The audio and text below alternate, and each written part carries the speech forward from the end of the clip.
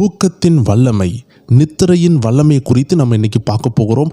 ஒவ்வொரு தேவ ஜனங்களும் ஆவிக்குரிய வாழ்க்கையில் உயரணும், தேவனோடு உறவாடணும், தேவனுக்காக நம்ம ஏதாவது செய்யணும், நம்ம வாழ்க்கையில் உள்ள தேவ சித்தத்தை நிறைவேற்றணும்னு சொல்லுகிற எந்த நபராக இருந்தாலும் சரி, ஜெபிக்கிற ஒவ்வொரு தேவ ஜனமும் நிச்சயமாக அறிய வேண்டிய, வெற்றியை பெற வேண்டிய ஒவ்வொரு தேவ ஜனங்களும் அறிய வேண்டிய ஒரு மாபெரும் ரகசியம்தான் இந்த தூக்கத்தின் வல்லமை. ஏன்னா தூக்கத்துக்குள்ளாடி ரெண்டு விதமான காரியம் இருக்கிறது. ஒன்று பயங்கரமான ஆபத்து, ஏன்னா தூக்கம் ஒரு மிகப்பெரிய அரக்கன். இன்னொன்று அது பயங்கரமான ஆசீர்வாதம். அப்போ தூக்கத்துக்குள்ளாடி பெரிய ஆபத்தும் இருக்கிறது, பெரிய ஆசீர்வாதமும் இருக்கிறது. ஏனென்றால் ஒரு மனிதன் தூக்கத்தில் தான் நிறைய நன்மைகளை பெறுகிறான், தேவனுடைய சொப்பனங்களை பெறுகிறான், அவனுக்கு இளைப்பாறுதலை பெறுகிறான். இன்னொரு பக்கத்தில் அதிக நேரம் தூங்குறதுனால ஒரு மனுஷனுடைய வாழ்க்கையில் நார்மலாகவே 30 ஆண்டுகள் வரைக்கும் அவன் தூங்கியே செலவழிக்கிறான். ஒரு மனிதன் 80 ஆண்டு வாழுகிறான்னா அவனுடைய அனுதின தூக்கத்தினுடைய காரியம் அதிகமாக இருந்துச்சுன்னா அவனுடைய வாழ்க்கையில் 30 ஆண்டுகள் அவன் தூங்கி விடுகிறதற்கு வாய்ப்பு இருக்கிறது. 25 ஆண்டுகள், அதில் இருந்து 30-40 ஆண்டுகள் சிலர் தூங்கியே கழிக்கிறார்களாம். அப்படி என்றால் இயற்கையாகவே நம்மளுடைய தூக்கம் என்பது பல ஆண்டுகளை நம்மளிடத்திலிருந்து எடுத்துவிடும். இதை நீங்கள் இன்டர்நெட்டில் சர்ச் பண்ணி பார்க்கலாம். இத்தனை ஆண்டு ஒரு மனிதன் வாழுகிறான், 80 ஆண்டு வாழுகிறான், அவன் தினமும் 8 மணிக்கு தூங்கினால் எத்தனை ஆண்டு கழிகிறது என்று நீங்கள் நெட்டில் சர்ச் பண்ணி பார்த்தா கூட உங்களுக்கு ஈஸியாக கண்டுபிடித்து விடலாம். நீங்களே ஒரு நோட்டும் பெண்ணும் எடுத்து கையில் வைத்து இத்தனை மணிக்கூர் நான் தூங்குகிறேன், அப்போ நான் இத்தனை ஆண்டு வாழ்ந்தால் எத்தனை மணிக்கூர் நான் தூங்கியிருப்பேன், எத்தனை வருடங்கள் அதில் போயிருக்குன்னு பார்த்தீங்கன்னா குறைந்தது 20 ஆண்டுகள் நீங்கள் தூங்கியே கழித்து விடுவீர்கள். அதனால் இந்த தூக்கத்தை நாம் குறைக்கவும் முடியாது, கூட்டவும் முடியாது. ஏன்னால் ரொம்ப குறைத்தீங்கன்னா அது உங்கள் உடலுக்கும் ஆபத்து. உங்கள் ஆவிக்குரிய வாழ்க்கையில் ஆண்டவர் ஒரு சொப்பனத்தை கொடுக்கறதற்கு அவர் முயன்றால் கூட நீங்கள் தூங்கவே இல்லை, பாதியில் எலும்பி போகிற ஒரு நபராக இருக்கிறீங்க, ரொம்ப டிஸ்டர்ப் ஆகிற ஒரு நபராக இருக்கிறீங்க, நைட்டு 2 மணி வரைக்கும் இரவு வரைக்கும் செல்ஃபோனை நோண்டுகிற ஒரு நபராக இருக்கிறீங்க, இல்லை நல்ல கதை அடிக்கிற ஒரு நபராக இருக்கிறீங்கன்னா உங்களுக்கு சொப்பனமே வராது. அப்போ நீங்கள் தேவனோடு உங்கள் தூக்கத்தில் ஒரு சமாதானத்தை பெற்றுக்கொள்ளணும். ஒவ்வொரு தேவ ஜனமும் தூங்குறதுக்கு முன்னாடி என்ன செய்ய வேண்டும், எதை செய்யக்கூடாது, வேதத்தில் தூங்கிய நபர்களுடைய ஆபத்து, தூங்கிய நபர்களுடைய ஆசீர்வாதம், அவர்கள் தூங்குறதுக்கு முன்னாடி எப்படி இருந்தார்கள், அதனால் அவர்களுக்கு உண்டான நன்மைகள், அதனால் அவர்களுக்கு உண்டான ஆபத்துகளை நம்ம தெளிவாக பார்க்க போகிறோம். இந்த வீடியோ உங்கள் வாழ்க்கைக்கு ரொம்ப பிரயோஜனமாக இருக்கும். நீங்களும் இதற்கு பிற்பாடு உங்கள் வாழ்க்கையில் தேவன் கொடுத்த ஆயுசு நாட்களில் எதையுமே இழக்க மாட்டீங்க என்பதை நான் விசுவாசிக்கிறேன். ஜெபத்தோடு நீங்கள் இதை கேட்குமாறு அன்போடு கேட்டுக்கொள்கிறேன். நீங்கள் பார்த்து கொண்டிருக்கிறது ஸ்பிரிச்சுவல் WF என்ற ஆவிக்குரிய ரகசியங்களை வெளிப்படுத்தும் ஒரு நல்ல சேனல். இதில் நம்ம அநேக ரகசியங்களை பார்த்து கொண்டிருக்கிறோம். இன்னைக்கு இந்த தூக்கத்தின் வல்லமை, இந்த தூக்கத்தின் ஆவி, இதை குறித்து நம்ம தெளிவாக பார்க்க போகிறோம். வாங்க வீடியோக்குள்ளே போகலாம். முதலாவது நீங்கள் புரிந்து கொள்ள வேண்டும், தூக்கம் நல்லதா கெட்டதா என்று நீங்கள் புரிந்து கொள்ள வேண்டும். அநேகருக்கு தூக்கம் ஒரு அரக்கனை போல இருக்கிறது, தூக்கம் ஒரு அசுத்தாவியை போல இருக்கிறது. நான் நிறைய நேரம் தூங்குறேன்னு கில்ட்டாக இருக்கிறாங்க, குற்ற மனசாட்சியில் இருக்கிறாங்க. குற்றம் செஞ்ச மனசு குறுகுறுக்குன்னு சொல்லுவாங்க. அதனால் தூக்கத்தை ஒரு பாவத்தை போல் பார்க்குறவங்க இருக்கிறாங்க. ஏன்னா வேதம் சொல்லுகிறது சோம்பல் தூங்கி விழப்பண்ணும்.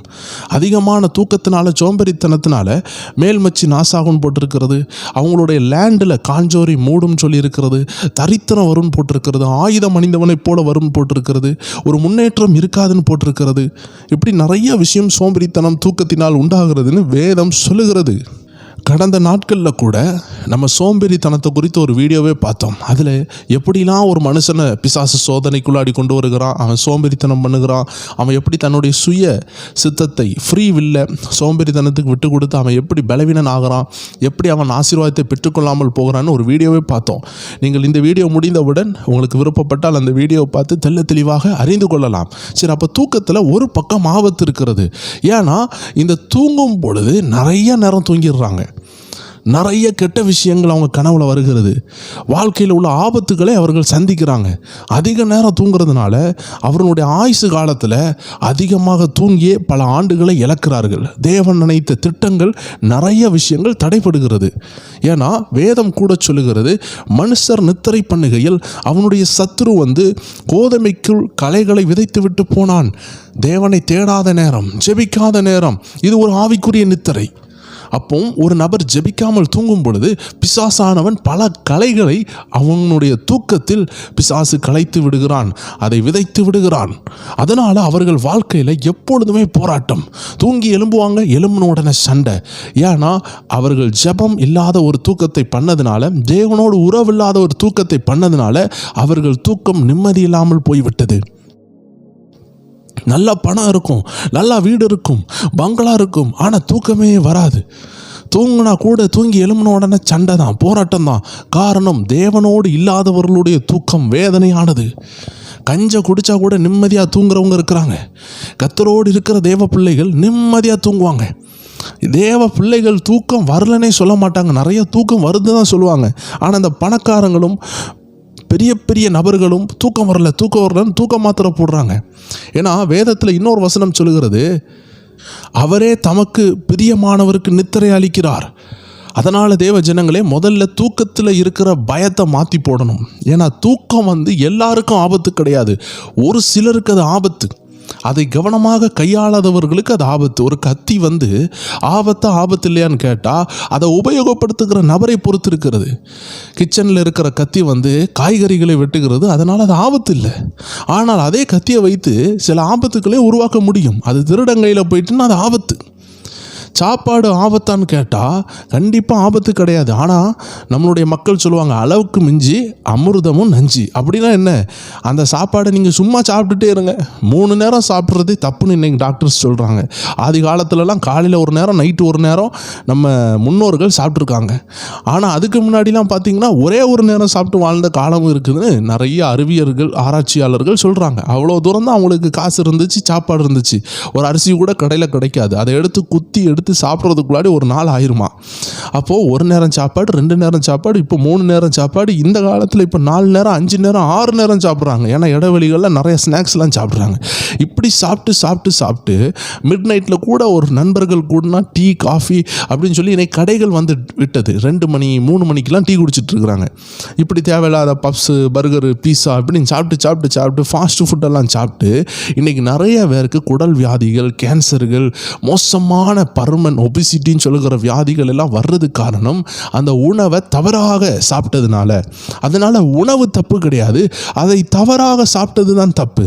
அதே போல தேவ ஜனங்களே, தூக்கம் தப்பு கிடையாது, தூக்கத்தை தவறாக நம்ம அனுபவிக்கிறது தான் தப்பு. நம்ம வாழ்க்கையில் தேவன் கொடுத்த எல்லாத்தையும் அனுபவிக்கலாம், அதை தவறாக தான் அனுபவிக்கக்கூடாது. தூங்கிறது, சாப்பிட்றது, சிரிக்கிறது, பேசுகிறது எல்லாமும் உபயோகப்படுத்தலாம். வேதம் சொல்லுகிறது இதை தவறாக தான் உபயோகப்படுத்தக்கூடாது. அதிக பேச்சில் பாவம் இல்லாமல் போகாது. அப்போ நம்ம நாவு பாவத்தை செய்துவிடும். அதனால் ஞானமாக பேசணும். அதிக தூக்கத்தினால நிறைய தரித்திரம் வருகிறது, ஆபத்து வருகிறது, சோதனை வருகிறது, வருமான பிரச்சனை வருகிறது. அதிக தூக்கத்தினால்தான் இது வருகிறது. அதனால தான் வேதத்தில் அந்த புத்தி உள்ள ஸ்திரியை பற்றி சொல்லுகிறது, அவள் இருட்டோடு எழுந்து தனக்கு கீழே இருக்கிறவங்களுக்கு என்ன செய்கிறா, என்ன செய்யணுமோ அதை செய்கிறா. அவள் ஒரு வியாபார கப்பல் போல் இருக்கிறா, அவளுடைய விளக்கு அணையாது. அப்படின்னா என்னன்னா, இரவு நேரத்தில் அவள் விளக்காக இருக்கிறானாம். ஸோ இதை குறித்து நாம் நல்லா புரிந்து கொள்ள வேண்டும். தூக்கம் ஆபத்தா இல்லையா என்று நீங்கள் புரிந்து கொள்ள வேண்டும். அதை உபயோகப்படுத்துகிற நபர்கள் தான் அதை ஆபத்தாகவும் மாற்றுக்கிறாங்க, ஆசீர்வாதமும் மாற்றுக்கிறாங்க. இன்னைக்கு வேதத்தில் இருந்து யாரெல்லாம் ஆபத்தாக மாற்றுறாங்க, யாரெல்லாம் ஆசீர்வாதமாக மாற்றுறாங்கன்னு விரைவாக பார்த்துட்டு நீங்கள் அதை பார்த்து கொண்டிருக்கும் பொழுதே ஆவியானோர் புரிய வைப்பார். நீங்கள் அதை ஆபத்தாக வைத்து உள்ளீர்களா, இல்லை அதை ஆசீர்வாதமாக மாற்றிக்கொண்டிருக்கிறீர்களா என்று இதை கேட்கும் பொழுதே உங்களுக்குள்ளாடி பரிசுத்த ஆவியானவர் உணர்த்துவார். வேத வசனங்கள் உங்களுக்கு நல்ல ஒரு இன்சைட்ஸை கொடுக்கும். வாங்க நம்ம விரைவாக பார்த்துடலாம். ஆதியாகமம் 2ஆம் அதிகாரம் 2வது வசனம்.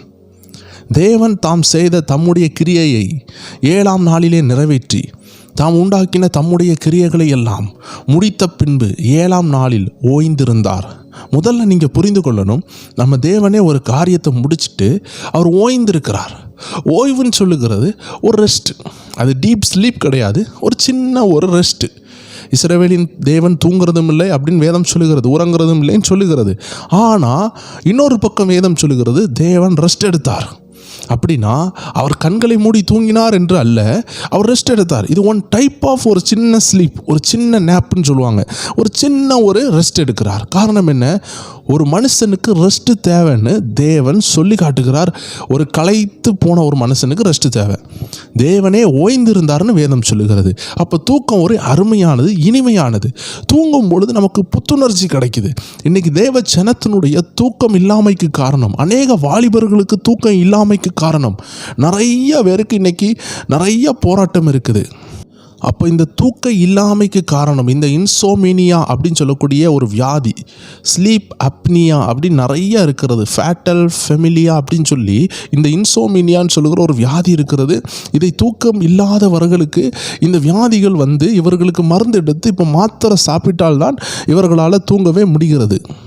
இப்படிப்பட்ட வியாதிகள் இன்னைக்கு தூக்கத்தில் சத்ருவானவன் கொடுக்கிறான். இதை நம்மளை கொண்டே என்ன செய்ய வைக்கிறான்? தூக்கம் இல்லாமல் என்ற நோயை கொண்டு வர வைக்கிறான். காரணம், நம்ம இரவு நேரத்தில் அதிகமாக செல்ஃபோனை உபயோகப்படுத்தும் பொழுது இந்த ப்ளூ ரேஸ், இந்த ப்ளூ லைட்லாம் நம்ம கண்களுக்கு போய் நம்ம தூக்கம் இல்லாமையே அது உண்டாக்கி விடுகிறது. இதனால் கார்டிசால்னு சொல்லக்கூடிய ஹார்மோன்லாம் சுரந்து அவர்களுக்கு வந்து ஸ்ட்ரெஸ் ஹார்மோனை உண்டாக்கி டிப்ரெஸ் ஆகிறாங்க, சுகர் வியாதி வருகிறது, கொலஸ்ட்ரால் லெவல் கூடுகிறது. இப்படி அவர்கள் பாதிக்கப்படுகிறத இயற்கையாக நம்ம பார்க்க முடிகிறது. இதற்கு காரணம் நெடுநேரம் நைட்டு தூங்காமல் கடந்து பேசி கொண்டிருக்கிறதுனால தான் இந்த ஆபத்து வருகிறது. பிசாசானவன் இதை செய்து கொண்டிருக்கிறான். நீங்கள் நல்லா தூங்கினா மட்டும்தான் காலையில் எழும்பி நீங்கள் ஜெபிக்கவே முடியும். அப்போ நீங்கள் நல்லா தூங்கலைன்னா பிசாசானவன் என்ன செய்வான்? காலையில் அதிக நேரம் தூங்க வச்சிடும், எழும்பவே முடியாது. ஆனால் தேவனை பாருங்கள், ஓய்ந்து இருந்தார். அப்போது நம்மளும் ஓய்ந்து இருக்கணும். தூங்குறது தப்பு கிடையாது. சமயத்துக்கு தூங்கி சமயத்துக்கு எழும்ப கர்த்தர் விரும்புகிறார். ஒவ்வொரு தூங்குகிற எடுத்துக்காட்டை நான் சொல்லும் பொழுது அந்த தூங்கிய நபர்களுடைய வாழ்க்கையை நீங்கள் பார்த்து கொள்ளுங்கள். முதலாவது, தேவன் ஓய்ந்திருந்தார். தூங்கினார்னு நான் சொல்லவில்லை, ஓய்ந்திருந்தார். அவருடைய சுபாவம் எப்படிப்பட்டது உங்களுக்கு தெரியும். தேவன் அன்பாகவே இருக்கிறார். தேவன் நல்ல ஒரு காரியத்தை செய்துட்டு தான் அவர் ஓய்ந்திருந்தார். ரெண்டாவதாக, ஆதியாகமம் 2வது அதிகாரம் 21வது வசனத்தை பாருங்கள். அப்பொழுது தேவனாகிய கர்த்தர் ஆதாமுக்கு அயர்ந்த நித்திரையை வரப்பண்ணினார். அவன் நித்திரை அடைந்தான். அவர் அவன் விலா எலும்புகளில் ஒன்றை எடுத்து அந்த இடத்தை சதையினால் அடைத்தார். தேவஜனங்களே, நிறைய ஊழியர்கள் சொல்லுவாங்க அவர்களுடைய ஜெபத்தில், தூங்காதீங்க, தூங்குனா உங்கள்கிட்ட இருந்து ஏதாவது காணாமல் போயிடும், ஆபத்து உண்டாயிரும் அப்படின்னு சொல்லுவாங்க. அதை ஏன் சொல்லுவாங்கன்னா, ஆதாமுக்கு ஆண்டவர் நல்லது தான் செஞ்சார், ஆனால் அது தீமையாக மாறிட்டு. அதற்கு காரணம் பிசாசானவன் ஏவாளை வஞ்சித்தான். இப்போ கொஞ்ச நேரம் தூங்கின உடனே அவன் எலும்பில் ஒன்று காணாமல் போயிட்டு, காணாமல் போனது மட்டுமில்லை, ஒரு ஏவாள் வந்து விட்டாள். ஆனால் அந்த ஏவாள் வந்து தவறு செய்ததுனால அவளுக்கு அந்த ஆதாமுக்கு ஆபத்தானவளாக மாறினதுனால ஊழியர்கள் இன்னைக்கு சொல்லுகிறது, சபையில் வந்து தூங்காதீங்க அப்படின்னு சொல்லுவாங்க. ஆனால் உண்மையை சொன்னால் ஆண்டவர் அயர்ந்த நித்திரையை வர வைத்து அவனுக்கு வாழ்க்கை துணையை செய்து கொடுத்தார். அந்த நேரத்தில் அவர்கள் எல்லாரும் நல்லவர்களாக தான் இருக்கிறாங்க. ஆதாம் நல்லவனாக இருக்கிறான், ஏவாள் நல்லவனாக தான் இருக்கிறாள். அதனால் தேவன் நல்லது தான் செய்தார். அப்போ தூங்கும் பொழுது ஒரு நல்ல விஷயம் நடந்திருக்கு. அது தீமையாக மாறினது, அது மனுஷனுடைய தவறு. பிசாசுக்கு இடம் கொடுத்தது அது மனுஷனுடைய தவறு, அது தேவனுடைய தவறல்ல. அப்போ தூங்கும் பொழுது அடுத்த ஒரு நன்மை நடந்திருக்கு. தேவன் அதை மனுக்குலத்திற்கு செய்தது. முதல் தாய் தகப்பன் உருவாக்கப்பட்டதே அந்த நித்திரையில் தான். அதனால் நித்திரையானது ஆண்டவருடைய செயல்பாடின் நேரம். நமக்குள்ள ஒரு வியாதி இருக்குதுன்னா நல்லா ஜெபிச்சுட்டு தூங்குறோன்னா ஆண்டவர் அதை ஹீல் பண்ணுற டைம், அதை சுகமாக்குகிற நேரம். ஒரு போராட்டத்தை குறித்து நீங்கள் ஜெபித்துட்டு தூங்குறீங்கன்னா ஆண்டவர் அந்த நித்திரை பண்ணுகிற நேரத்தில் அவர் நீங்கள் பண்ண ஜெபத்திற்கு பதிலை கொண்டு வருகிற நேரம். வேதத்தில் கூட மொர்தெகாய்க்கு நன்மை வர்றதுக்காக ஆண்டவர் கிரியை செய்யும் பொழுது எல்லாரும் தூங்கி கொண்டிருக்கிறாங்க. அந்த ராஜாவுக்கு தூக்கத்தை ஆண்டவர் கலைத்து விட்டார். ஆனால் எல்லாரும் தூங்கும் பொழுது அவருடைய தூக்கம் கலைக்கப்பட்ட நேரம். அது மொர்தெகாய்க்கு நன்மையான நேரம். இல்லை என்றால் ஆமான் வந்து தூக்கு மரத்தில் போட்டிருப்பான். ஆனால் கர்த்தர் வந்து அவனுடைய தூக்கத்தை கலைத்தார். அப்போது சிலருடைய தூக்கம் கலைக்கப்படும், சிலருக்கு தூக்கம் உண்டாகும். இதுதான் நன்மையான காரியம். இஸ்ரவேல் ஜனங்கள் வந்து அந்த இரவு எல்லாரும் வெளியே வரும் பொழுது இஸ்ரவேலுக்கு விரோதமான எகிப்தியர்கள் எல்லாரும் அயர்ந்து நித்திரை பண்ணும் பொழுது இவர்கள் எல்லாம் தூங்காமல் இருக்கிறார்கள். தூங்காமல் இருந்து கர்த்தர் சமூகத்தில் விழித்திருந்து கர்த்தருடைய சத்தத்தை கேட்டு அந்த பஸ்காவை செலிப்ரேட் பண்ணும் பொழுது சங்கார தூதன் அந்த எகிப்துக்குள்ளே போய் முதல் பிள்ளைகளையெல்லாம் சங்காரம் பண்ணான். அப்போ அந்த நித்திரை அவர்களுக்கு ஆபத்தானதாக மாறினது. ஆனால் இஸ்ரவேலர்களுக்கோ அது ஆசீர்வாதமாய் மாறினது. அதனால் தூங்குகிற நபர்கள் தான் முக்கியம். தூக்கம் ஆபத்து கிடையாது. தூங்குகிற நபர்கள் தேவனோடு இருக்கிறார்களா என்பது தான் முக்கியம். இப்போ ஆதாம் தேவனோடு இருந்தால் அவனுக்கு நன்மை உண்டானது. இது 2வது காரியம். 3வதாக நியாயாதிபதிகள் 4வது அதிகாரம் 21வது வசனத்தை பார்த்தீங்கன்னா, அங்கே எப்ரேயின் மனைவியாகிய யாகேல் ஒரு கூடார ஆணியை எடுத்து தன் கையிலே சுத்தியை பிடித்து கொண்டு மெல்ல அவன் அண்டையில் வந்து அவன் நெற்றியிலே அந்த ஆணியை அடித்து போட்டாள். அது உருவ போய் தரையிலே புதைந்தது. அப்பொழுது அசதியாய் தூங்கின அவன் செத்து போனான் என்று வேதம் சொல்லுகிறது. சிசரான்னு சொல்லக்கூடிய ஒரு தளபதி என்ன செய்கிறான்? அயர்ந்து போய் தூங்கி கொண்டிருக்கிறான். தூங்கும் பொழுது அவன் எதிரியாக இருந்ததுனால இந்த பெண் என்ன செய்தாள்? ஒரு கூடார ஆணியை எடுத்து அவன் நெத்தியிலே அடித்து விட்டாள். பாருங்களேன், தூக்கம் தவறான விஷயம் கிடையாது. தூங்கின நபர் ஒரு எதிரியாக இருந்ததும் எதிரியினிடத்திலே தஞ்சம் புகுந்து ஒளிந்து கொண்டு தூங்கும் பொழுது அந்த எதிரியை கொல்லக்கூடிய சமயம் வாய்த்ததுனால அந்த சகோதரி கொன்று போட்டாள் அப்படின்னு வேதம் சொல்லுகிறது. இதே போல் தேவ ஜனங்களே, நம்ம சாத்தானுக்கு நல்லா இடம் கொடுத்துட்டு நல்லா தூங்கி கொண்டு இருந்தோம்னா சாத்தான் பாப்பான் நல்லா ஜெபிக்காமல் தூங்கி கொண்டு இருக்கிறான், இவனை வசமாக பிடிக்கலான்னு சொல்லி இச்சைகள்னாலும் உலக ஆசைகள்னாலும் உலக கனவினாலும் ஒளியின் தூதனுடைய கனவினாலும் உங்கள் சொப்பனத்தில் புகுந்து உங்கள் வாழ்க்கையில் சில ஏமாற்றங்களை கொண்டு வர்றதுக்கு அவன் கண்டிப்பாக முயற்சி பண்ணுவான். அதனால் தூக்கம் தவறல்ல, தூங்குகிற இடம் தவறாக இருந்தது, தூங்குகிற நபர் தவறாக இருந்தார். ஆனால் அது தேவனுக்கு விரோதமாக இருந்ததுனால அது பிரச்சனை இல்லாமல் போனது. ஆனால் தேவ ஜனங்கள் கவனமாக இல்லை என்றால் நமக்கு அது ஆபத்தாக மாறிவிடும். 4வதாக நியாயாதிபதிகள் 16வது அதிகாரம் 19வது வசனம். சிம்சோனை பற்றி அங்கே போட்டிருக்கிறது. தெலீலாள் என்ன செய்கிறான்னு பாருங்க. அவள் அவனை தன் மடியிலே நித்திரை செய்ய பண்ணி ஒருவனை அழைத்து அவன் தலைமயிரின் 7 ஜடைகளையும் சிரைத்து அவனை சிறுமப்படுத்த தொடங்கினாள். அவன் பலம் அவனை விட்டு நீங்கிற்று என்று வேதம் சொல்லுகிறது. தேவஜனங்களே, சிம்சோன் தூங்கிய இடம் தவறான இடம். தெலீலாளுடைய மடியில் படுத்திருக்கிறான், மடியிலே நித்திரை செய்தான் என்று வேதம் சொல்லுகிறது. அப்பொழுது என்ன நடக்கிறது? அவன் தலையில் உள்ள அபிஷேகம், மறைந்திருந்த சில விஷயங்கள், தேவனுடைய உடன்படிக்கை வார்த்தையை அங்கே மீறப்படுகிற ஒரு காரியம் நடக்கிறது. அவன் வல்லமை அவன் இடத்திலிருந்து செயலிலிருந்து போகிறது. அவன் சிறுமைப்படுத்தப்பட தொடங்கினான். கடைசியில் பார்த்தீங்கன்னா அவன் ஒரு விளையாட்டு சாதனமாக கொண்டு வந்து ஊரே கூடியிருந்து பார்த்தது. அவன் கண்கள் குருடாக்கப்பட்டது. அப்போ தூங்கிய இடம் தவறான இடம், தூங்கிய நபரிடம் இந்த தவறு இருந்தது. தூங்க சென்ற நபர்னுடைய மடியும் தவறான இடம். சொந்த மனைவியினோடு படுத்திருக்கலாம், வீட்டில் படுத்திருக்கலாம், பிள்ளைகளோடு படுத்திருந்திருக்கலாம்.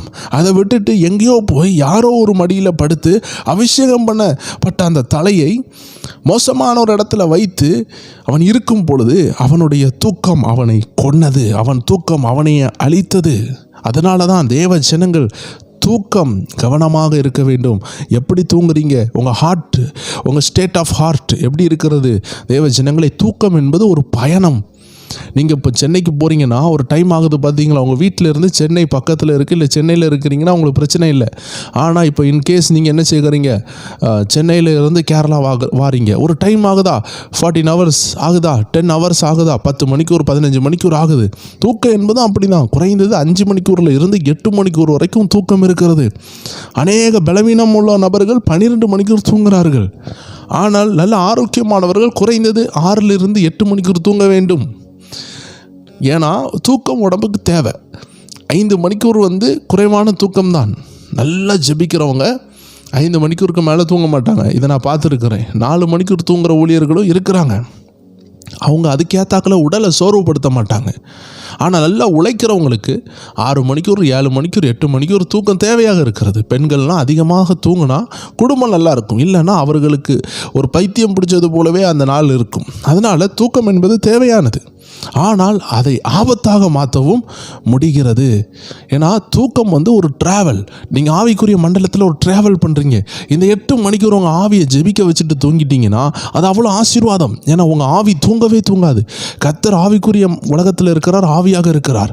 அந்த ஆவிக்குரிய சரீரத்தில் இருக்கிறதுனால இஸ்ரவேலின் தேவன் தூங்குறதும் இல்லை உலங்குறதும் இல்லை என்று வேதம் சொல்லுகிறது.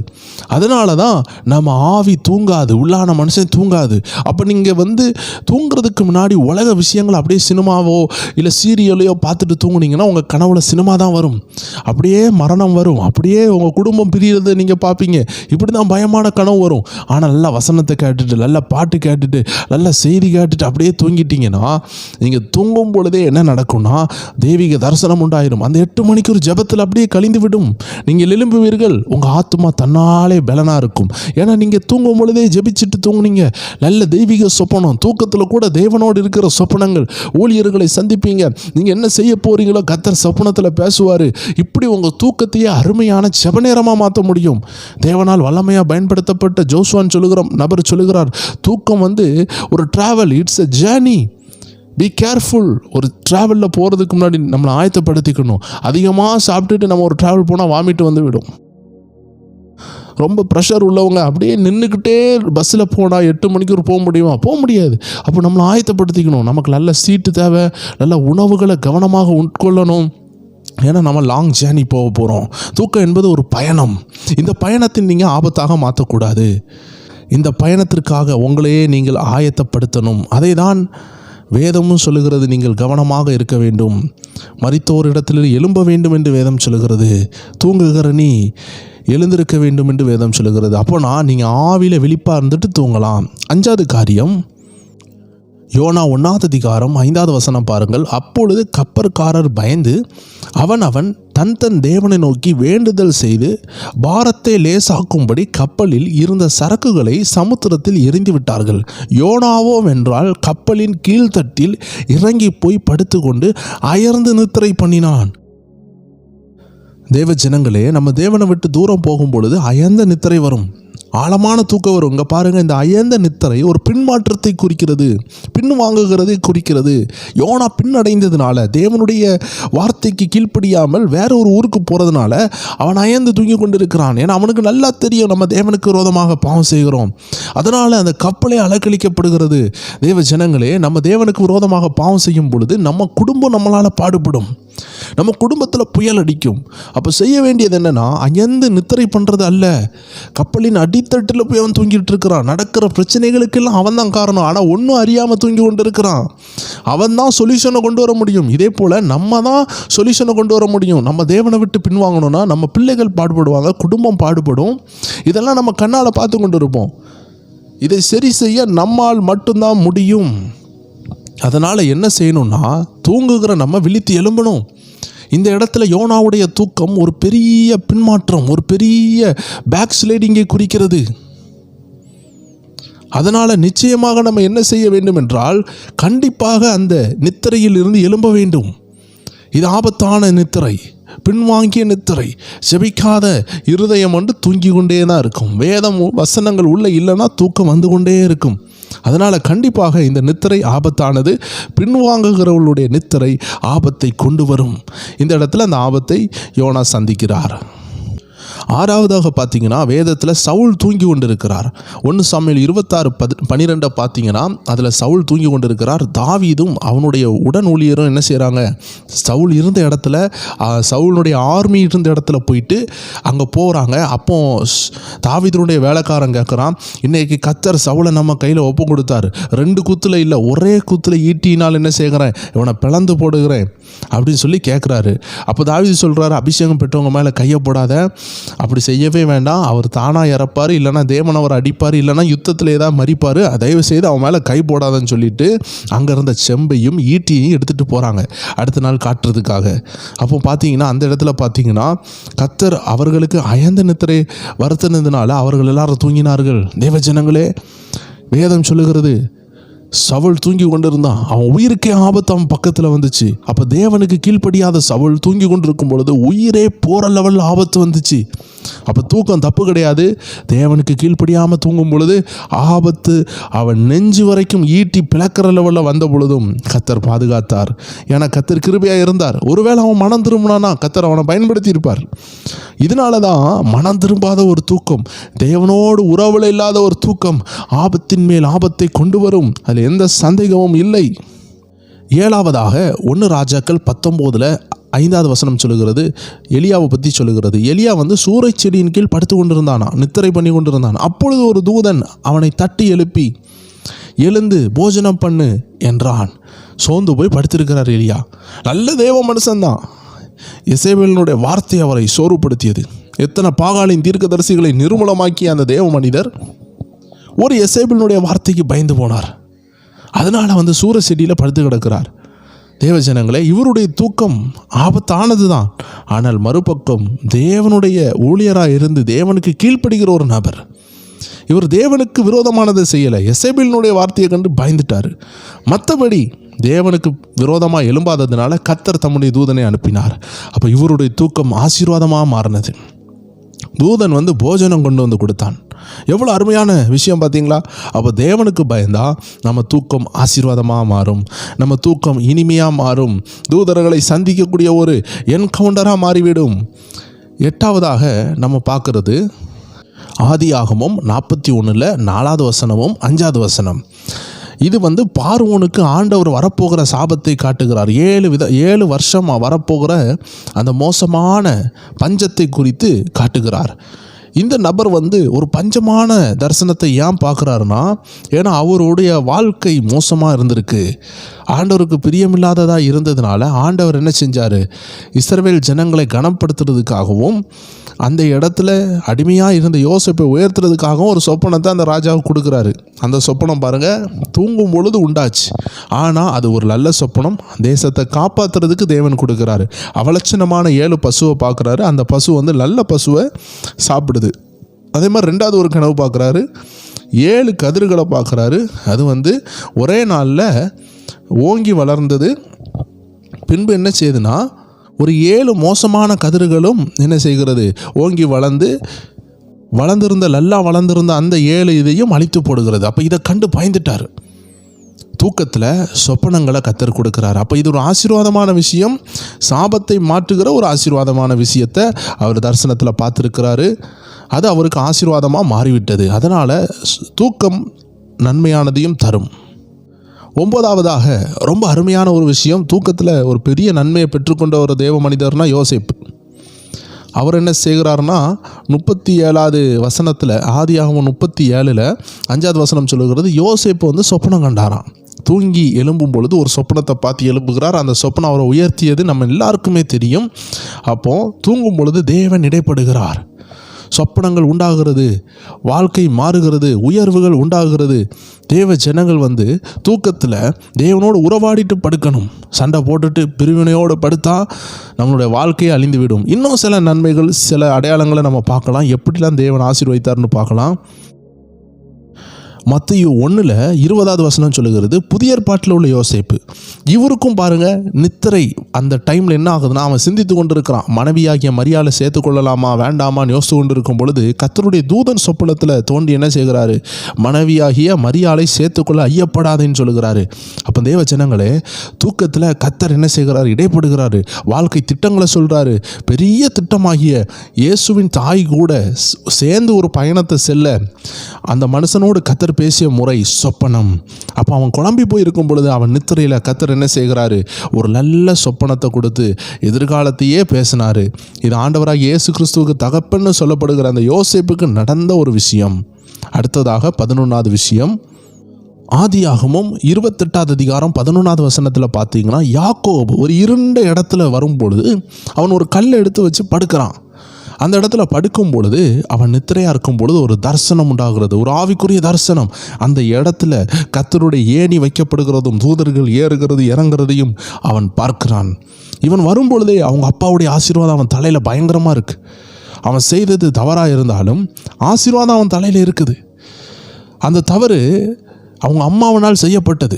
இவன் ஒரு எத்தனாக இருந்தாலும் அவங்க அம்மா அவனை ஊக்கப்படுத்தினாங்க. அவங்க அப்பாட்ட இருந்து அந்த ஆசீர்வாதத்தை வாங்கிட்டு வரும்பொழுது தனிமையாக வரான். அப்பா இல்லை, அம்மா இல்லை, கூட யாருமே இல்லை, ஒரு பாதுகாப்பு இல்லை. அப்பா ஆண்டவர் சொல்லுகிறார், நான் அவன் கூட இருக்கிறேன்னு காட்டுறதுக்காக ஒரு சொப்பனம். தேவ ஜனங்களே, தனிமையின் பாதையில் கர்த்தர் நமக்கு தரிசனங்களை காட்டுவார், பயங்கரமான தரிசனங்களை காட்டுவார். நம்ம செய்ய போக வேண்டிய காரியங்களை அவர் காட்டுவார். அடுத்ததாக 12வது காரியம், அப்போஸ்தலர் நடபடிகள் 12:6-7 பார்த்தீங்கன்னா, ஏரோது என்ன செஞ்சிட்டாருன்னா, பேதுருவை வந்து கொல்றதுக்காக சிறைச்சாலையில் வைத்திருக்கிறார். பேதுரு அங்கே அயர்ந்து தூங்கி கொண்டிருக்கிறான். தூங்கி கொண்டிருந்த பேதுருவை ஒரு தூதன் தட்டி எழுப்பி வெளியே கொண்டு வந்து சங்கிலிகள் உடஞ்சிட்டு அந்த 4 அடுக்கு பாதுகாப்பில் இருந்து வெளியே கொண்டு வந்து விடுறாரு. காரணம் என்னென்னா, பேதுரு ஒரு நல்ல மனுஷன், தேவனோடு உள்ள மனுஷன். இவனுக்காக தேவ ஜனங்கள் ஜெபிக்கிறாங்க. தேவ ஜனங்களே, நீங்கள் தேவனோடு இருந்தீங்கன்னா, தேவனுக்காக ஊழியம் செய்தீங்கன்னா, உங்களுக்கு விரோதமான சில போராட்டம் வரும்பொழுது உங்களுக்காக சிலர் ஜெபிக்கிறாங்கன்னா, நீங்கள் உங்கள் நித்திரை கூட ஆசீர்வாதமாக மாறும் தூதர்களை காண்பீர்கள். அதனால் நம்ம நித்திரை கெட்டது கிடையாது. நம்ம தான் இந்த நித்திரையை கெட்ட நித்திரையாக மாற்றுறோமா, நல்ல நித்திரையாக மாற்றுறோமா, நம்ம கவனமாக பார்க்க வேண்டும். இன்னும் ஒரு சில காரியங்களை பார்க்கலாம். மத்தேயு 8ஆம் அதிகாரம் 24ஆவது வசனத்தில் பார்த்தீங்கன்னா, வேதம் சொல்லுகிறது, அவரோ நித்திரையாக இருந்தார். ஒரு பயங்கரமான கடலில் புயல் அடிக்கும் பொழுது, போராட்டமாக இருக்கும் பொழுது இயேசு நித்திரையாக இருந்தார். இந்த பூமியில் இயேசு வாழ்ந்த பொழுது அவர் தூங்கினார். தூக்கம் ஒரு தப்பு கிடையாது. ஆனால் நம்ம என்ன செய்துட்டு தூங்குகிறோம்? யோனாவை போல குற்றம் செய்துட்டு தூங்குகிறோமா, இல்லை கர்த்தருக்காக உழைத்துட்டு தூங்குகிறோமா? ஜெபிக்கணும்னு ஒரு வாஞ்சியோடு தூங்குகிறோமா, இல்லை ஜபமே வேண்டான்னு யோனாவை போல பின்வாங்கி தூங்கி கொண்டு இருக்கிறோமா?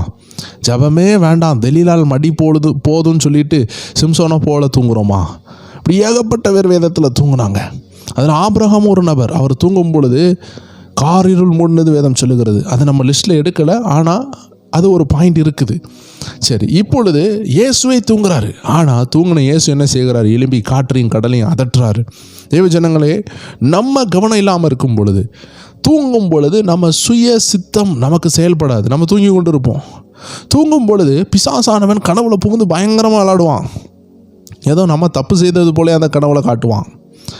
நம்மளை பயங்காட்டுவான். உள்ள நுழையலான்னு பார்ப்பான். பயந்த காரியம் நடக்கும் அல்லவா? யோபு பயந்தது அவனுக்கு நடந்ததா? அப்போ கனவுல வந்து பொய் சொல்லுவான். நீங்கள் ஜபத்தில் அதை ஜெயிக்கலைன்னா அது பூமியில் அது மேனிஃபெஸ்ட் ஆகும். அதனால் தேவ ஜனங்கள் தூக்கத்தில் கெட்ட கனவுகள் வரும், அதை உடைத்து ஜெபிக்க பழகணும். நல்ல கனவுகள் வரும், அதை நிறைவேற்ற பழகணும். நல்ல கனவுகள் யோசேப்புக்கு வந்துச்சு, அதை நிறைவேற்றப்படுகிறது. நிறைய உபத்திரவம் அவர் தாண்டி போக வேண்டியது இருந்துச்சு. அதனால் தேவ ஜனங்களே, நம்ம நல்ல பாடுகளையும் அனுபவிக்க பழகணும். தேவன் சிலதை காட்டும் பொழுது சில பாடுகள் வரதான் செய்யும், குழியில் வரதான் செய்யும், சிறைச்சாலை வரதான் செய்யும், போத்திபார்கள் மனைவி வரதான் செய்வாங்க. இப்படிப்பட்ட ஆபத்துகள் வரும். ஆனால் அதோடு செய்து ஆண்டவருடைய தரிசனம் காட்டின அந்த உண்மையான உயர்வும் வரதான் செய்யும். அதனால் தூக்கம் என்பது ஒரு பெரிய ஆசீர்வாதம், ஒரு பெரிய ஆபத்தும். அதை தேவ ஜனங்கள் தான் அதை பகுத்தறிய வேண்டும். 14ஆவதாக யோவான் 11ஆம் அதிகாரம் 11ஆம் வசனம் சொல்லுகிறது, இவைகளை அவர் சொல்லிய பின்பு அவர்களை நோக்கி, நம்முடைய சகோதரனாகிய லாசரு நித்திரை அடைந்திருக்கிறான், நான் அவனை எழுப்பப் போகிறேன் என்றார். ஆண்டவராகிய இயேசு என்ன செய்கிறாரு? சொல்கிறாரு, லாசரு செத்து போயிட்டாரு. ஆனால் லாசருவை பார்த்து ஆண்டு சொல்கிறார், நித்திரையாக இருக்கிறான் என்று சொல்லுகிறார். அப்போ இது ஒரு விதமான நித்திரை. சில நேரம் நித்திரை அது வந்து ஆசீர்வாதமானதாக இருக்கிறது. ஆண்டவராகிய இயேசு சொல்கிறாரு, மரித்தவனை பார்த்து நித்திரையாக இருக்கிறேன்னு சொல்கிறாரு. அப்போ ஆண்டவருடைய பார்வையில் அது ஒரு நித்திரையாக இருக்கிறது. அடுத்தது கூட நீங்கள் பார்த்தீங்கன்னா, மத்தேயு 9:24 பார்த்தீங்கன்னா, ஒரு சிறு பெண் இறந்துருக்கிறாங்க. இது 15ஆவது விஷயம். 14 லாசரு வந்து மரிச்சு போனார். 15ஆவது காரியத்தில் பார்த்தீங்கன்னா, ஒரு சிறு பிள்ளை மரிச்சிருக்கிறான். அங்கே போய்ட்டு அவர் சொல்கிறார், எல்லாரையும் விலைக்கு போக சொல்லிட்டு சொல்கிறாரு, இந்த சிறு பெண் மரிக்கவில்லை, நித்திரையாக இருக்கிறாள் என்றார். அதற்காக அவரை பார்த்து நகைத்தார்கள். சுதேவ ஜனங்களே, நித்திரை ஒரு சின்ன நித்திரை. அந்த நித்திரையில் இவர்கள் மரணத்தை அனுபவித்தார்கள். தேவ ஜனங்களே, நம்ம நித்திரை செய்யும் பொழுது நம்ம உயிர் நம்மளை விட்டு போனாலும் போகலாம், என்னைக்குனாலும் போகலாம். நிறைய பேர் தூங்கும் பொழுது மரிப்பாங்க. ஆனால் நம்மளுடைய நித்திரை இன்பமாக இருந்துச்சுன்னா, தேவனுக்கு பிரியமாக இருந்துச்சுன்னா, நம்ம பரலோகத்தை காணலாம். சில நேரம் தூங்கும் பொழுது நித்திரை உண்டாகுகிறது. இதை இயேசு என்ன சொல்கிறாரு? நித்திரன்னு சொல்கிறாரு. ஆனால் அது மரணம். அப்போ தூக்கத்தில் மரணம் சம்பவிக்கலாம். அதை ரகசியமாக சொல்லுகிறார். தேவ ஜனங்கள் எப்பொழுதுமே ஆயத்தமாக இருக்கணும். ஆண்டோடைய வருகை வரலாம், ஆண்டவர் நம்மளை எடுத்துக்கொண்டு போகலாம். தேவ ஜனங்கள் எப்பொழுதுமே அவரை சந்திக்க ஆயத்தமாக இருந்தீங்கன்னா உங்களுடைய வாழ்க்கை ஆசீர்வாதமாக இருக்கும். அப்போஸ்தலர் நடவடிக்கைகளில் 16ஆவது விஷயம் நம்ம பார்க்க போகிறோம். அந்த 16 வந்து யாருன்னு பார்த்தீங்கன்னா, அப்போஸ்தலர் நடவடிக்கைகள் 20:9 பார்த்தீங்கன்னா, ஐத்திக்கு என்னும் பெயர் கொண்ட ஒரு வாலிபன் ஜன்னலில் உட்கார்ந்து பவுல் நெடுநேரம் பிரசங்கம் பண்ணி கொண்டு இருக்கையில் மிகுந்த தூக்கம் அடைந்து நித்திரை மயக்கத்தினால் சாய்ந்து 3ஆம் மெத்தையில் இருந்து கீழே விழுந்து மரித்து எடுக்கப்பட்டான். ஆனால் பவுல் என்ன செஞ்சார்? இறங்கி வந்து அவன் மேலே விழுந்து அவனை அணைத்து கொண்டு, கலங்காதிருங்கள், இவன் உயிர் இவனுக்குள் இருக்கிறது என்றான். தேவ ஜனங்களே, தூங்கிய நபர் வந்து ஆண்டோடைய வார்த்தையை கேட்கணும்னு வாஞ்சையில் இருக்கும்போது கீழே விழுந்து மறிச்சிட்டாரு இல்லையா? அதனால் அவர் வந்து நடுராத்திரியாக இருக்குது, நிறைய நேரம் வேறு பவுல் பேசுகிறாரு, தூக்கம் வரதான் செய்யும் இல்லையா? அவர் வந்து வேனுக்குன்னு தூங்கினாரு, பவுல் பேசட்டும் நான் தூங்கட்டும்னு சொல்லிட்டு வேனுக்குன்னு தூங்கினாருன்னு கிடையாது, உடல் களைப்பில் தூங்கியிருக்கலாம். அப்போது இந்த தூக்கம் வந்து ஒரு ஆபத்தாக மாறிச்சு. ஆனால் அந்த ஆபத்தை தேவ மனுஷன் என்ன செய்கிறாரு? அற்புதமாக மாற்றிட்டார். அப்போ தூக்கம் ஆபத்தாகவும் இருக்கலாம், ஆசீர்வாதமாக இருக்கலாம். இந்த இடத்துல பார்த்திங்கன்னா இவனுக்கு ஆபத்தாகவும் இருந்துச்சு, ஆசீர்வாதமாக இருந்துச்சு. 17ஆவதாக வேதத்தில் பார்த்தீங்கன்னா சீசர்கள் தூங்கிட்டாங்க, ஆண்டவராகிய இயேசு கிறிஸ்துக்கு உதவி செய்யாமல். மத்தேயு 26:40 பார்த்தீங்கன்னா ஆண்டவர் சொல்கிறார் அல்லவா, மாம்சமோ பலவீனம் உள்ளது, ஆவியோ உற்சாகம் உள்ளதுன்னு சொல்லி ரகசியத்தெல்லாம் சொல்லி கொடுக்குறாரு. ஆனாலும் அவர்களுக்கு தூக்கத்தெல்லாம் என்ன செய்ய முடியல, விட முடியலை, பயங்கர தூக்கம். 40வது வசனம் சொல்லுகிறது, பின்பு அவர் சீசரிடத்தில் வந்து அவர்கள் நித்திரை பண்ணுகிறதை கண்டு பேதுருவை நோக்கி, நீங்கள் 1 மணி நேரமாவது என்னோடு கூட விழித்திருக்க கூடாதா? நீங்கள் சோதனைக்கு உட்படாதபடிக்கு விழித்திருந்து ஜெபிக்கலாமே அப்படிலாம் அன்று கேட்குறாரு. ஆனாலும் என்னாச்சு, இவங்க ஒழுங்காக ஜெபிக்கிற மாதிரி இல்லை. அன்னையிலேருந்து அவர்களுக்கு போராட்ட காலம், ராவு காலம் சொல்லுவாங்க பார்த்தீங்களா, ஆபத்து காலம் தொடங்கிவிட்டது. வேட்டையடிக்கப்பட்டார்கள், துரத்தப்பட்டார்கள். அவர்களோடு இருந்த ஒரு யூதாஸ் காரியத்து நாண்டு கொண்டு செத்தான், குடல் வெடித்து வெளியே வந்தது என்று வேதம் சொல்லுகிறது. பேதுரு ஆண்டவராகிய அருமை இரட்சகரை என்ன செய்யறான்? சபிக்க தொடங்கினா, ஏச தொடங்கினா. பார்த்தீங்களா, இவ்வளோ வேதனை வந்தது காரணம் அவர்களுடைய தூக்கம், ஜபம் இல்லாமை, தூங்கினதுனால வந்த ஆபத்து. தேவ ஜனங்களை இன்னைக்கு நம்ம வாழ்க்கையில் நிறைய ஆபத்தை சந்தித்து கொண்டிருக்கிறது காரணம் நம்மளுடைய ஜபக்குறைவு. அதனால தான் வேதம் சொல்லுகிறது, சங்கீதம் 127 நீங்கள் அதிகாலையில் எழுந்து நேரப்பட்ட வேளையில் தரித்து வருத்தத்தின் அப்பத்தை சாப்பிடுகிறதும் விருதா, அவரே தமக்கு பிரியமானவனுக்கு நித்திரை கொடுக்கிறார். தேவச்சனங்களே, நித்திரையில் பார்த்தீங்கன்னா ஆண்டவர் நமக்கு நித்திரை கொடுக்கணும், அதுதான் ஆசீர்வாதம். தூங்கும் பொழுது தூங்குகிற நபர் நல்ல நபராக இருக்கிறாங்க, தேவனோடு இருக்கிறாங்கன்னா தேவன் தூக்கத்தை கொடுக்குறார். அதனால தான் அந்த வசனம் சொல்லுகிறது, 18வது காரியம் சொல்லுகிறது, தேவன் தமக்கு பிரியமானவருக்கு நித்திரை கொடுக்கிறார். வேதத்தில் பார்த்தீங்கன்னா இன்னொரு விஷயம் போட்டிருக்கிறது, 2 சாமுவேல் 23வது அதிகாரம் 20வது வசனம் சொல்லுகிறது, பராக்கிரமசாலியாகிய யோய்தாவின் குமாரனும் கப்சியேல் ஊரானுமாகிய பெனாயாவும் செய்கையில் வல்லவனாயிருந்தான். அவன் மோவாப் தேசத்தில் 2 வலிமையான சிங்கங்களை கொன்றதும் அல்லாமல் உறைந்த மழை காலத்தில் அவன் இறங்கி போய் ஒரு கெபிக்குள் இருந்த ஒரு சிங்கத்தையும் கொன்று போட்டான். இங்கே பார்த்தீங்கன்னா ஒரு சிங்கம் தான் படுத்திருக்கு, கெபிக்குள்ளே கிடக்குது. இது வந்து நீங்கள் எப்பொழுதும் போல புரிந்து கொள்ள வேண்டும், தூக்கம் ஆபத்தானது கிடையாது, தூங்குற நபர் தான் ஆபத்தானவங்க. எல்லா இடத்துலையும் பாருங்கள், தூங்கின நபர் தப்பு செய்துட்டு தூங்கும் பொழுது அவர்களுக்கு ஆபத்து வந்துச்சு. இப்போ சிங்கம் வந்து ஒரு ஆபத்தான விலங்கு தான், அதனால் சிங்கத்தை கொண்டு போடுறாங்க. சிங்கத்தை கொண்டதுனால அவன் ஒரு பராக்கிரமசாலி என்று அழைக்கப்படுகிறான். அப்போது சிங்கத்தை ஏன் கொண்டு போட்டாங்கன்னா, சிங்கம் எல்லாரையும் கடிக்கும், மோசமானதாக இருந்திருக்கு அந்த நாட்களில், மனுஷர்களை கடித்திடக்கூடாதுன்னு சொல்லி கொண்டு போடுறாங்க. தாவீது பாருங்கள், சிங்கத்தை கொண்டு இருக்கிறான், ஆட்டுக்குட்டிகளை கடித்திடக்கூடாதுன்னு, ஏன்னா அதனுடைய சுபாவம் மோசம். அப்போது இதிலிருந்து என்ன புரியுதுன்னா, தூங்கிட்டு இருக்கிற தூக்கம் பிரச்சனை கிடையாது, தூங்கிட்டு இருக்கிற நபர் தான் பிரச்சனை. இப்போ அங்கே ஒரு ஆட்டுக்குட்டி தூங்கிட்டு இருந்தனா கொண்டு இருப்பாங்களா? கொல்ல மாட்டாங்க. இதிலிருந்து என்ன புரியுதுன்னா, ஆபத்தான நபருக்கு ஆபத்து வரும். தேவ ஜனங்களே, what is your state of your heart? நீங்கள் தூங்குறதுக்கு முன்னாடி உங்கள் இருதயத்தின் நிலை என்ன? உங்கள் இருதயம் தேவனோடு இருக்கிறதா? அதான் முக்கியம். வேதத்தில் கூட ஒவ்வொரு தனிநபர் தூங்கினாங்க. ஆனால் இன்னொன்று சொல்லுகிறது வேதம், நம்ம 18ஆவதாக பார்த்தது அந்த அருமையான சிங்கோன் வைத்து கொள்ளுங்களேன். இப்போ 19 வந்து ஒரு விஷயம் சொல்லுகிறேன், கவனமாக பாருங்கள். இப்போ அடுத்ததாக பார்த்தீங்கன்னா மத்தேயு 13:25 பார்த்தீங்கன்னா, மனுஷர் நித்திரை பண்ணுகையில் அவனுடைய சத்துரு வந்து கோதுமைகளை என்ன செய்கிறாங்க, கோதுமைக்குள் களைகளை விதைத்து போட்டார்கள். தேவச்சனங்களே, நல்லா தூங்கும் பொழுது, மனுஷர்கள் தூங்கும் பொழுது இரவு நேரத்தில் எதிரிகள் வந்து என்ன செய்கிறாங்க, களைகளை விதைத்து போடுறாங்க. நீங்கள் சிம்சோனை பாருங்கள், பெலிஸ்தியர்கள் தூங்கும் பொழுது பாளையத்துக்குள்ளாடி என்ன அனுப்புனா, மோசமான விலங்குகளை அனுப்புனாங்க. அப்போ பெலிஸ்தியர்கள் தூங்குறாங்க. கிட்டத்தட்ட நம்ம ஒரு 20 விஷயம் பார்த்து விட்டோம். பெலிஸ்தியர்கள் தூங்கும் பொழுது என்ன நடக்குது, இவன் வந்து 300 ஃபாக்ஸ்ன்னு சொல்லப்படுகிற நரிகளை பிடித்து கொண்டு வந்து வாள்கள் என்ன செய்கிறான், 2 நரிகளையும் சேர்த்து கட்டி விடுகிறான். பெலிஸ்தியர்களுக்கு அவர்கள் தூக்கம் கலைந்து போனது, நிம்மதி இழந்து போனார்கள். நம்ம ஆபிரகாமுடைய தூக்கம் பார்த்தோம், காரிருள் மூடினது. வேதத்தில் ஏகப்பட்டவர்களுடைய தூக்கத்தை நம்ம பார்த்து விட்டோம். ஒவ்வொரு பேருடைய தூக்கமும் அவர்களுக்கு இன்பமாகவும் இருந்துச்சு, சிலருக்கு நல்ல சொப்பனங்கள் வந்துச்சு, அவர்கள் ஆசீர்வதிக்கப்பட்டார்கள். சிலருக்கு அவர்கள் தூக்கம் ஆபத்தாக மாறியது. காரணம், தூங்குகிற நபர்கள் என்ன செய்து விட்டு தூங்குகிறார்கள். தேவனோடு இருந்து விட்டு தூங்கினால் அவர்கள் தூக்கம் ஆசீர்வாதம்.